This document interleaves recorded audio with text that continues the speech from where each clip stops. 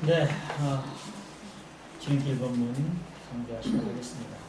오늘은 32번째 형상 없는 곳에 공을 들이라 133쪽에 있습니다. 133쪽 교전 속의 지름길 본문 32번째 형상 없는 곳에 공을 들이라 본문 함께 읽어보시겠습니다. 말씀하시기를 천지의 이치를 생각할 때 형상 있는 것이 어디서 왔느냐 하면 없는 데에서 온 것이며 있는 것이 어디로 돌아가느냐 하면 없는 데로 돌아가는 것이오늘 세상 사람들은 형상 있는 데에만 공을 들이고 형상 없는 데에다가 참다운 공을 들일 줄 모르나니 어찌 허망한 일이 아니리요. 형상 있는 데에 드리는 공을 형상 없는 마음에 반만이라도 드리면 훌륭한 공부가 될 것이며 형상 있는 것이 여기에 따르리라. 네, 정산정사법어 원리편 28장의 본문이었습니다. 형상 없는 곳에 공을 들이자. 네, 정산종사께서 말씀을 해주십니다. 천지의 이치를 생각할 때 형상 있는 것이 어디서 왔느냐 라고 하면 형상 없는 데에서 온 것이다. 그리고 있는 것이 어디로 돌아가느냐 하면 그것은 있는 것은 없는 데로 돌아간다. 그런데 세상 사람들은 형상 있는 데만 공을 들이고 형상 없는 데 거기다가 참다운 공을 들일 줄 모르는 데 어떻게 이었지 허망한 일이 아니다. 그래서 형상 있는 데 드리는 공을 형상 없는 마음에 반만이라도 드리면 훌륭한 공부가 될 것이며 형상 있는 것이 여기에 모두 따르리라는 법만 제가 다시 한번 말씀드렸습니다. 이 책에 제가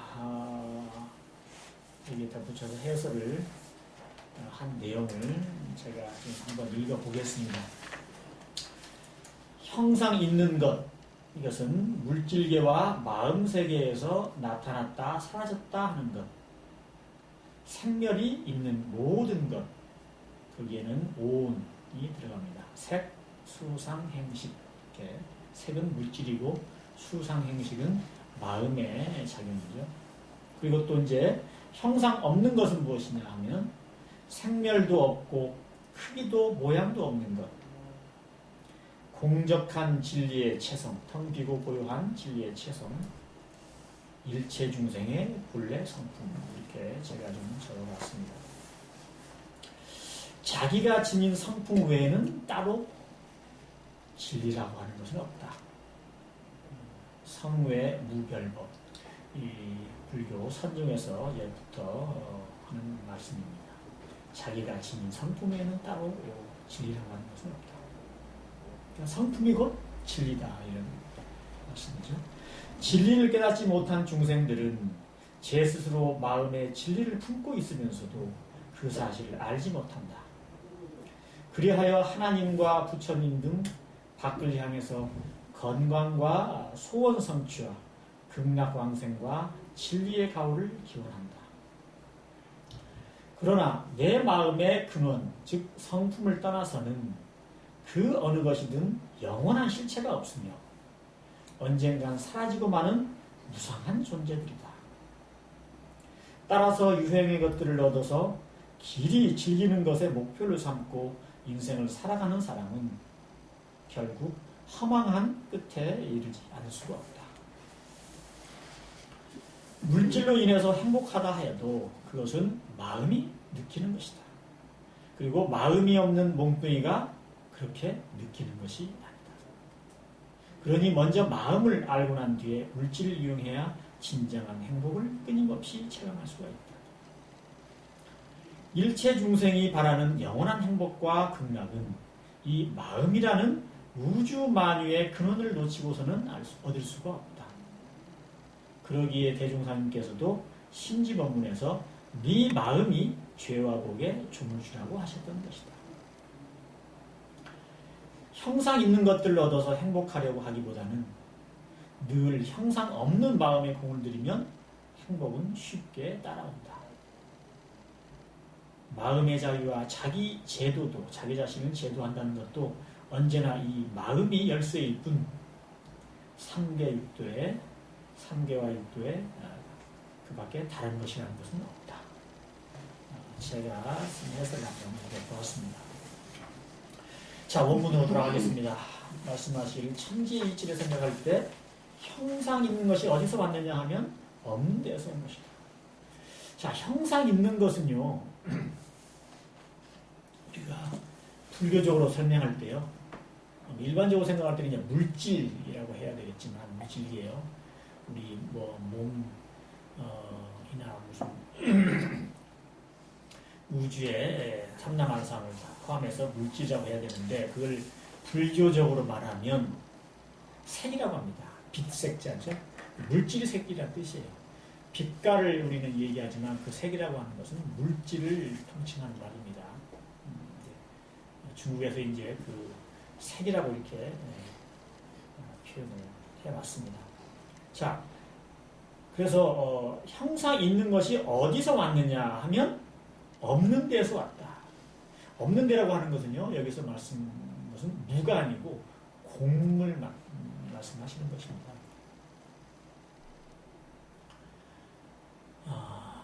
근데 여기서 지금 말씀하시는 것은 우리가 잘 아시고 계시는 색이 곧 공이다. 즉 진공과 묘유 또는 체와 용이 동일한 것이다 하는 것을 말씀해 주시는 거죠. 그러니까 모든 형상 있는 것은 색은 어디서 왔느냐? 바로 공에서 낳은 것이다 라는 것이죠. 우리가 잘 알고 계시는 색 즉 시공, 공 즉 시색이 바로 이 본문과 일치하는 말씀입니다. 일체 모든 우리가 보고 듣고 느끼고 상상할 수 있는 모든 그런 있는 것은 색 그리고 수상행식은 마음의 작용을 이렇게 네 가지로 표현을 해주시는데, 이 색과 수상행식, 오온이라고 하죠. 그 대표적으로 말하면 이제 물질적으로 말하면 이제 색이라고만 얘기할 수가 있습니다. 이것은 결국 곧 공이다. 그리고 공이 곧 색이다. 그러니까 모든 물질계, 우리 마음작용을 포함해서 대표적으로 이제 물질계로 다 통섭해서 색이라고 한다면 그 색은 곧 공이다. 공에서 사실은 색으로 낮춘 것이죠. 공이 변해서 색이 된 것이 아니고요. 공이 색으로 낮춘 것입니다. 그러니까 색은 곧 그 실체가 공이고 공은 곧 그 낮춤으로써 색으로 이렇게 삼라만상으로 이렇게 나투어 있는 것입니다. 이것이 이제 체용불이라고 하죠. 군체와 용, 작용이 둘이 아니다. 말로는 체와 용 둘로 말하지만 결국 체가 바로 용으로 낮추고 있기 때문에, 그리고 용으로 낮춘 우리가 아까 말씀드렸다시피 색 그리고 수상행식 이러한 낮추는 그런 오온의 세계는 모두 다 참다운 진리의 체, 공에서 이렇게 낮추는 것입니다. 그래서 색 즉 시공, 공 즉 시색. 그 말씀해 주신 겁니다. 천지의 이치를 생각할 때 형상 있는 것이 어디서 왔느냐 하면 곧 형상 없는 데에서 온 것이다. 다시 말씀드리지만 무가 아니고 공을 말씀하십니다. 진공, 색 즉 시공, 공 즉 시색. 색이 곧 공이 낮춘 것이고 공이 색으로 낮춘다는 말씀이죠. 그리고 있는 것이 어디로 돌아가느냐 하면 없는 데로 돌아가는 것이다. 있는 것이 어디로 돌아가느냐? 없는 데로 돌아가는 것이다. 여기서는요, 앞에 말씀하신 법문하고는 또 좀 결이 다른 말씀입니다. 이것은요, 있는 것을 유로 보고요, 어디로 돌아가느냐? 없는 데로 돌아간다면 무로 이렇게 볼 수가 있습니다. 다시 말하면 유는 무로 돌아가고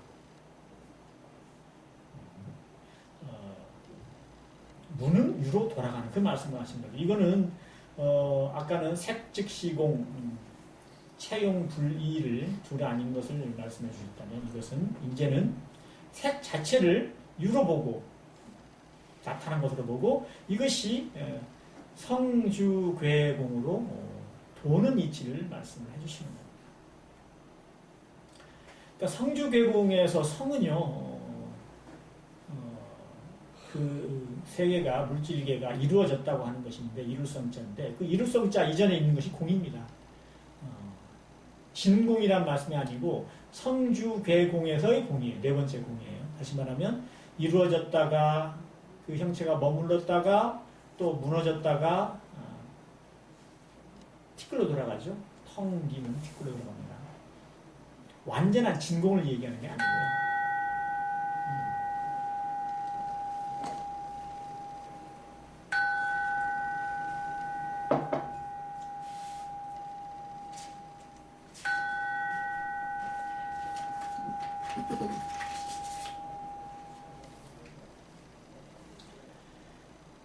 이렇게 보면 되겠습니다. 우주에서도 먼지가 있죠. 우주에 먼지가 있는데 그 먼지가 수억 년 뭉쳐가지고 그래서 하나의 그 해성이나 뭐 하여튼 이렇게 되죠. 별이 되죠. 그래가지고 그 별이 또 세월이 지나가지고 그게 오래된 신성이 그러니까 샛별이 또 오래된 별이 돼가지고 나중에 또 그게 붕괴가 돼가지고 다시 공으로 가는 그것을 우리가 간단히 성주괴공의 그런 현상이라고 보면 되겠습니다. 그러니까 여기서 있는 것이 어디로 돌아가느냐 하면 없는 데로 돌아가는 것이다. 이 말씀은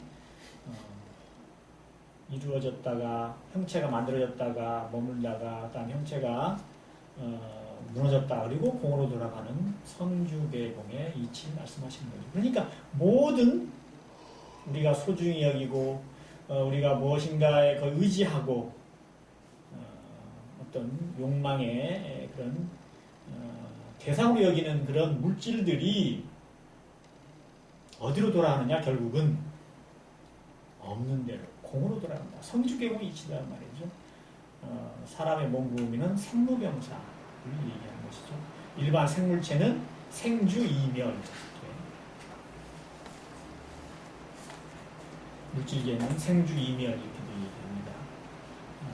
생겼다가 머물렀다가 형태가 바뀌었다가 그 다음에 멸하고 이렇게. 자, 그렇기 때문에 모든 물질이라고 하는 것은 성주괴공으로 결국은 텅 비는 단계로 이렇게 돌아가 버리는데 거기에서 무엇이 이렇게 소중하다고 거기에 이렇게 집착을 하고 얻으려고 할 것이 없다. 이런 말씀이죠. 자, 그렇게 없는 대로 돌아가는 것이 오늘 세상 사람들은 형상 있는 데만 공을 들이고 형상 없는 데에다 참다운 공을 들일 줄 모르나니 어찌 화망한 일이 아니라. 처음에 말씀하셨던 색즉시공, 체와 용이 둘이 아니다라는 말씀에서 보면은요, 이것은 허망한 일은 아닙니다. 진리와 진리의 체와 진리의 작용이 둘이 아니다. 일체 삼라만상은 바로 진리의 체상에서 나쁜 것이다. 색이 곧 공이고 공이 곧 색이다.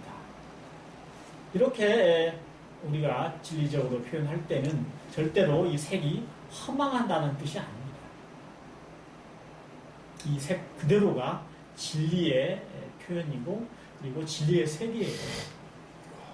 다시 말하면 이 진리의 체성은 모양도 없고 이름도 붙일 수가 없고 그리고 우리가 상상할 수도 없는 그런 일체의 상이 여의어진 그런 세계이기 때문에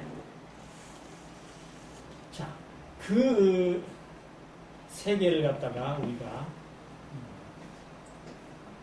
공부를 하고 거기서 나타나는 진공묘유의 작용으로서 공적 영지의 작용으로서 우리가 자선이 해를 다투어서 쓰는 것이죠. 그런데 말씀드렸다시피 진리의 체성이 곧 묘용으로 나온다고 해서 그 묘용이 그래서 허망하다고 얘기할 수는 절대로 없는 것입니다. 그래서 옛 조사들께서도 일체의 이 삼라만상이 지금 이 세상 모두 세계가 그대로 진리의 세계다. 모든 진리가 그대로 나투어 있는 세계다. 그대로 이게 법계다.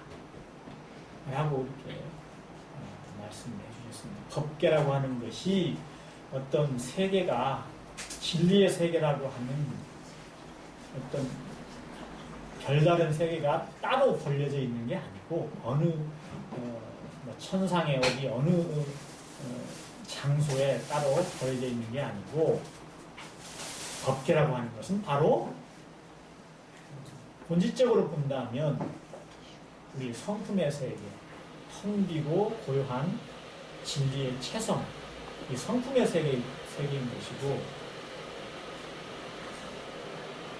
또 이 성품의 세계가 텅 비고 고요한 우리의 성품의 체가 곧 성품의 용으로 나투는 것이기 때문에 일체 우리의 생각이나 우리의 마음과 몸의 작용이나 또 이 삼라만상 모든 우주에 벌어져 있는 이 물질 세계가 곧 진리의 표현이다. 진리의 나툼이다. 그렇기 때문에 이것이 바로 진리의 세계다. 법계다. 따로 참다운 세계를 구할 것이 없다. 라고 얘기를 합니다. 그것이 불교 성종의 근본적인 가르침입니다. 자, 그런데 아까 말씀을 드리다가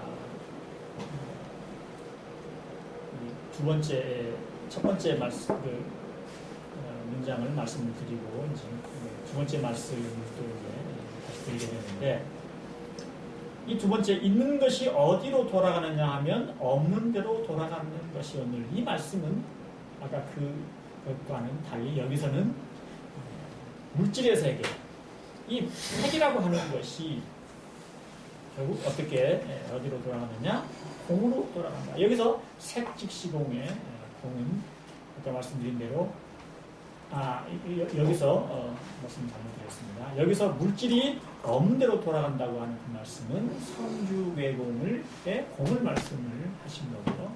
색즉시공, 공즉시색의 그 진공, 진리의 체를 말씀하신 것은 아니다. 그 말씀을 다시 드립니다. 그러니까 성주외공의 공으로 돌아가는 모든 물질의 세계를 우리가 참다운 것으로 인식을 하고 결국 영원히 그대로 멈추지 않고 그대로 머무는 것으로 이해를 하고 그 형상 있는 데만 공을 들이고 형상 없는 데 참다운 공을 들이신 겁니다. 그래서 이 어찌 허망한 일이 아니었느냐라고 하신 것입니다. 한 번 더 말씀을 드리지만 공이라고 하는 것은 두 가지로 표현이 됩니다. 잘 우리가 새겨봐야 되겠습니다. 첫째 공은 일반적인 공이에요. 우리가 얘기하는 일반적인 공은 텅 비어 있다는 거예요. 우리 허공처럼 텅 비어 있다는 것이고 이 텅 비어 있다고 하는 것은 성주괴공에서의 공입니다. 아까 말씀드렸던 것처럼 우주에 먼지 같은 그런 티끌이 쌓이고 쌓여서 수억 년이 지나가지고 하나의 별이 행성이 만들어졌다. 그리고 그 행성이 또 수십억 년, 수백억 년 지나다가 결국은 또 무너져서 티끌로 돌아간다. 라고 할 때 그 티끌로 돌아가는 것, 그것이 바로 공입니다. 그 하나가 우리가 다 상식적으로 알고 계시는 공이고요. 다른 하나는 진공입니다. 우리 성품의 본래 바탕체. 그리고 우주가 이렇게 모든 삼라만상에 벌려져 있는 그 세계의 본질, 그것이 진공이죠. 우리가 진리의 체라고 하고, 우리가 도라고 얘기할게요. 뭐 중국식으로는 도라고 표현을 하죠. 진리를. 그 도의 본체, 그것이 바로 진공입니다. 참다운 공. 왜 참다운 공이냐? 그냥 공이라고만 얘기하면은 텅 비어서 아무것도 없는 것만 상상을 할 수 있지만, 진공은요, 아까 말씀드린 대로 진리의 체는, 도의 본체는 그게 신령스럽게 묘유로 작용을 한다는 거죠. 진공이 묘유로 나타나는 것이죠. 그래서 일체 모든 삼라만상의 본체는 진공인데 그 진공이 또한 묘유로 나타나 있기 때문에 그것을 그냥 공이라고 말을 못하고 그것을 앞에다 참진자를 집어넣어서 진공이라고 이렇게 표현을 하는 것입니다. 그러니까 예를 들어서 우리 몸이 생로병사의 이치로 성주괴공의 이치로 태어났다가 그 다음에 머물렀다가 또 이제 병들을 이렇게 달라졌다가 형태가 달라졌다가 결국은 티끌로 돌아간다 라고 하면 이것은 성주괴공의 이치를 얘기하는 공을 얘기하는 거고요. 우리 몸이라고 하는 것은 이제 성품의 작용으로 이렇게 몸이 형성이 되어 있는 것인데 이것은 우리 성품의 본체에서 이 몸으로 작용을 하는 것이다. 드러난 것이다. 그러니까 진공인 곧 묘유로 나툰 것이다. 라고 얘기할 때 그 진공은 우리 성품의 본체는 그냥 성주괴공으로 이렇게 변화하는 그런 공이 아니고 언제나 변함없는 우리 삼라만상의 본체와 마찬가지로 참된 공, 진리의 체성을 가리키는 것입니다. 자, 그래서 앞에 문장은 진공묘유 또는 본체로서의 진리의 본체로서의 진공을 말씀하신다고 그 말씀하신 거고요. 없는 데에서 온 것이며 이렇게 말씀하신 거예요. 그 다음에 이제 그 다음 문장이 다음 구절이 없는 대로 돌아가는 것이오늘 이것은 성주괴공의 공이다 그 말씀하신 거예요. 이제 그 다음에 말씀하신 다음 구절 세상 사람들은 형상 있는 데만 공을 들이고 형상 없는 데다 참다운 공을 들일 줄 모르나니 이 어찌 허망한 일이 아니리요. 여기서 형상 없는데 이것은 바로 진공, 참다운 우리의 본체를 말씀하시는 겁니다. 성주괴공의 공을 얘기하시는 건 아니죠. 거기에 공을 들인다고 하는 건 아니죠. 길공자와 이렇게 공덕할 때 공자가 한글은 똑같기 때문에 뭐 헷갈리시 좀 그래도 아닐 것이라고 합니다. 자, 그래서 형상 있는데 드리는 공을 형상 없는 마음에 반만이라도 드리면 훌륭한 공부가 될 것이다. 그리고 형상 있는 것이 그에 따른다고 말씀하겠습니다. 자, 형상 있는데 드리는 공은 뭘까요? 형상 있는데 드리는 공은 우리가 잘 아시다시피 물질의 세계죠. 이 물질의 세계에 집착하거나 얻으려고 하거나 그것을 영원히 간직하려고 하는 그런 우리의 노력. 그것이 형상 있는데 우리 인간들이 중생이 드리는 공드리는 거라고 볼 수가 있겠죠. 또 형상 있는데 드리는 공이 꼭 물질만 있는 것은 아니죠. 마음이 있어서는요, 우리가 뭐에다가 공을 들이냐면 기쁨과 즐거움과 그리고 욕망에다 공을 들입니다. 그렇죠? 희로애락 가운데 우리가 뭐 화나거나 뭐 슬픈 데다 공을 들이는 건 아니니까요. 그건 집착에 의해서 스스로 이렇게 속박돼서 나타나는 것이지. 하지만 우리는 기쁜 일을 찾으려고 하고 또 기쁜 일이 계속 되기를 원하고 사는 목적이 사실은 기쁘고 즐거움을 얻으려고 하고 또 얻었다고 하면 그것을 영원히 그것을 지키려고 유지하려고 하는 것이 사실 중생의 삶이죠. 그러니까 우리가 중생으로서 이렇게 형상 있는 데 드리는 공은 물질과 더불어서 뭔가 기쁜 일, 즐거운 일, 그리고 내가 원하는 그런 세계, 그런 정신세계 또는 물질, 그것을 얻으려고 하는 것이 바로 형상 있는 데 드리는 공을 드린다. 그 말씀입니다. 근데 그것을 정상적으로께서 이렇게 말씀하셨습니다. 형상 없는 마음에다가 그 공을 반만이라도 드리면 훌륭한 공부가 됩시다. 형상 없는 마음에다가 반만이라도 공을 드리면 정말 훌륭한 공부가 됩시다. 그 말씀은 뭐죠?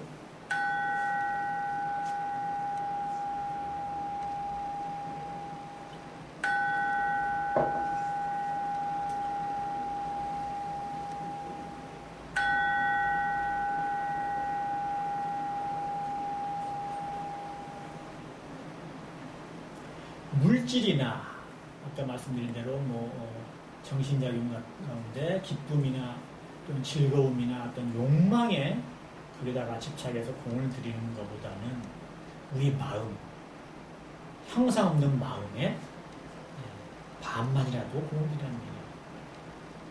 그런 말씀하시고 우리 마음이 대체 뭔데요? 막연하죠. 공부 안 하는 사람들은 마음 공부를 하거나 수행을 하지 않는 사람은 특히 불법이라고 하는 것에 마음을 뭐라 그럴까요? 그 수행문에 들이지 않는 분들은 대체 마음에 무슨 공을 들이라는 거야 하고 이해가 안 가실 겁니다. 근데 수행하는 분들은 다 알죠. 우리 마음은 본래가 우리 마음 바탕이라고 하는 것은 본래가 텅 비고 고요한 그런 바탕을 가지고 있다. 텅 비고 고요한 가운데 저절로 신령스러운 그런 알미 거기서 낮추는 것이 바로 공적 영지고 그것을 불교의 용어는 반야라고 합니다. 거기에서 그 반야에 따라서 행동하는 것이 바로 그 부처님의 행위다. 그걸 보고 무의행이라고 하고 불보살의 계라고 한다. 그러니까 우리가 형상 없는 마음에 공을 들이라고 한다는 것은 우리의 본래 마음 바탕, 텅 비고 고요한 그 우리의 본래 마음 바탕을 그대로 유지하고 만약에 그것을 알지 못했거든 그 자리를 바탕을 찾으려고 그러니까 자기의 성품의 본체를 깨치려고 노력을 하고 만약에 그것을 깨달았으면 그것을 한결같이 그대로 유지하려고 노력을 하고 그래서 스스로 반야의 지혜 광명으로서 생활해 나가고 이것이 바로 불보살께서 말씀하시는 형상 없는 마음에 드리는 공부다. 이것을 사실 수행이라고 하고 이것을 수도라고 합니다. 도라고 하는 것이 어디에 따로 있는 것이 아닌데 그 도를 찾아가지고 그것을 또 도를 닦을 수도 없는 물건인데 그것을 또 닦는다고 하는 그런 막연한 어떻게 보면은 초월적인 세속을 초월하고 마치 어떤 우리 마음으로도 찾을 수 없는 그 무엇인가가 있는 것을 상상하고 이렇게 해서 우리가 공부하는 것을 수도라고 하지 않고 이 수도는 지금 이 자리에도 있고 과거에도 있었고 앞으로도 영원히 없어지지 않는 우리 마음의 본체. 이 본체를 그대로 물들이지 않고 유지한다. 물들인다고 하는 것은 마음에 망념을 일으키거나 분별 주착심을 내서 경계에 끌려가는 것입니다. 바깥에 있는 경계도 마찬가지고 안에 있는 경계, 우리가 생각이라고 하는 상상이라고 하는 경계에 마음 끌리는 것도 마찬가지예요. 내외, 마음 안과 마음 밖, 그 어디에도 끌리지 않는 그런 우리의 본래 마음 바탕을 유지하는 것. 그것이 향상 없는 마음에 공들이는 것이고 이것이 바로 참다운 수행이고 그리고 수도다. 다 이제 모아서 간단하게 이제 결론적으로 말하면 우리 마음이 본래부터 텅 비어 있으면서도 두려시 밝고 또 그 작용이 저절로 다른 공원정으로 되어 있는데 우리 스스로 공원정에 우리 성품을, 우리 마음을 거기서 벗어나지 않도록 유지하고 지키고 활용하자. 이것이 바로 오늘 제가 해설해드리는 정산중사께서 말씀하신 향상 없는 곳에 공을 들이라. 정산중사 법어 월리편 28장의 강문의 내용이었습니다. 이것으로 마치겠습니다.